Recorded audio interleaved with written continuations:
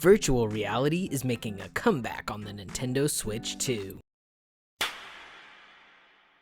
Remember Labo? That barely supported cardboard experiment for the Switch? Some of it was pretty quirky, like that fishing rod or piano, but the most promising part of that was the VR kit. It gave us a glimpse of what Nintendo VR really could be, and honestly, it was better than you would expect, at least by a cardboard standard. Nintendo didn't just toss in a gimmick, they actually updated big titles for VR. Super Mario Odyssey had small exploratory levels, Smash Bros. Ultimate let you be the camera mid-fight, and then out of nowhere, Nintendo looked at Breath of the Wild and said, you know what, play the entire game in VR.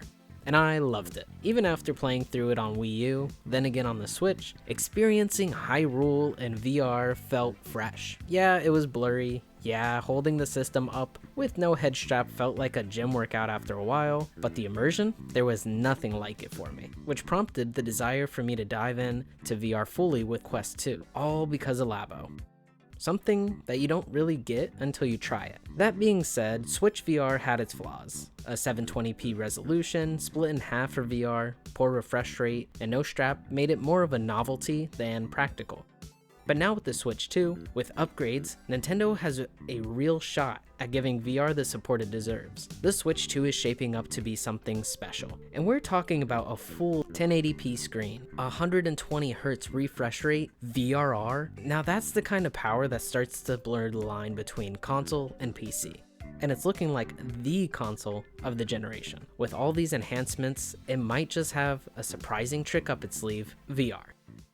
Okay, now hear me out. I've always had a soft spot for Nintendo's take on VR. Sure, it wasn't perfect, but the potential was there. I probably wouldn't have even brought this up if it weren't for Andre from GameXplain confirming that Breath of the Wild, the Nintendo Switch 2 version, yes, the Switch 2 version, still supports VR. Here on his Twitter, he posted a screenshot showing Toy-Con option is still there. And then that got me thinking.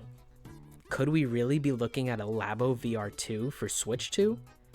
Is this some kind of breadcrumb that they left behind, just hinting at the next iteration? Or am I connecting dots that don't exist?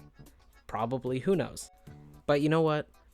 Full HD to smooth out some of those edges from Switch 1 Labo, a higher refresh rate, and VRR to mask any potential dips that take place mid-game, and I'm excited because VR on Switch 2 doesn't have to be complicated. It could be as simple as cardboard and goggles once again.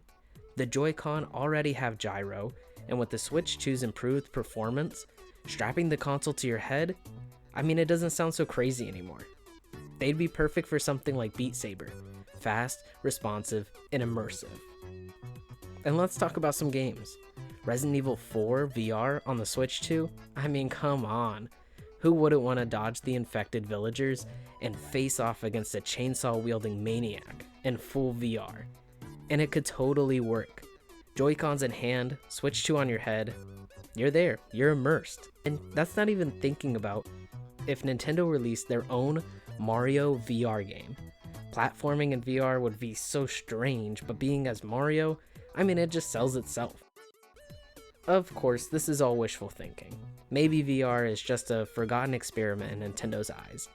Maybe Breath of the Wild keeping the feature is just an oversight from the original Switch. But hey, a me can dream, right? The Switch 2's improvements might just be enough to make it worth Nintendo's while. So all in all, I just wanted to talk about a feature that I feel like gets overlooked way too often with the Switch. And with Switch 2, it might finally be time for VR to shine. Thanks for watching. Till next time.